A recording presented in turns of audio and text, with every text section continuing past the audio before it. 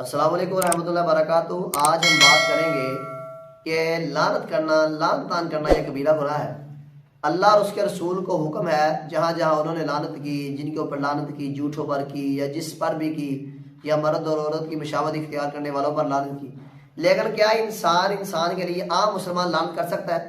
نبی مکرم صلی اللہ علیہ وسلم نے فرمایا مسلمان کا گالی دینا فسق ہے، وہ فاسق آدمی ہے اور منافق کی بھی علامت ہے، اور اسے جنگ کرنا کفر ہے۔ مسلمان سے جنگ کرنا کفر ہے، کیونکہ مسلمان آپس میں رحماء بینہم، آپس میں بھائی بھائی ہیں، نرم دل ہیں، اور کافروں کے لیے سخت ہے۔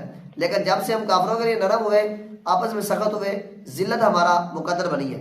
تو جب کوئی بندہ کسی پر لعنت کرتا ہے تو کیا ہوتا ہے؟ آپ نے فرمایا جب انسان کسی پر لعنت کرتا ہے تو لعنت آسمان کے اوپر جاتی ہے تو آسمان کے دروازے بند ہو جاتے ہیں، پھر لعنت زمین کے اوپر آتی ہے تو زمین کے جو دروازے ہیں وہ بھی بند ہو جاتے ہیں، تو پھر لعنت دائم ہو جاتی ہے۔ تو جب جس آدمی کے اوپر لعنت کی ہوتی ہے، اگر وہ اس لعنت کا مستحق ہے تو لعنت اس کے اوپر وہ جا کے جذب ہو جاتی ہے۔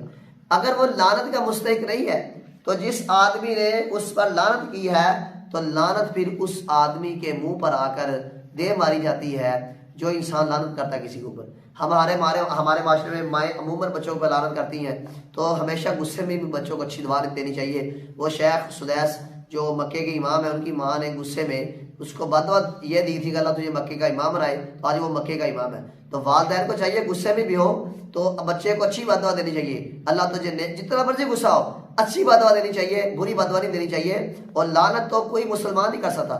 امت کا اس بات پر اجماع ہے کہ کوئی امت کا کوئی شخص کسی پر لعنت نہیں کر سکتا، لیکن یہ کہنا تیرے اوپر لعنت ہو اپنے خاندانی معاملات کی وجہ سے لعنت کرنا، تو اگر وہ لعنت کا مستحق ہوگا تو اسے لعنت جائے گی، اگر وہ لعنت کا مستحق نہ ہوا تو لعنت واپس آ کر آپ کے منہ پر دے ماری جائے گی۔ اللہ مسلمانوں کو ہدایت نصیب فرمائے۔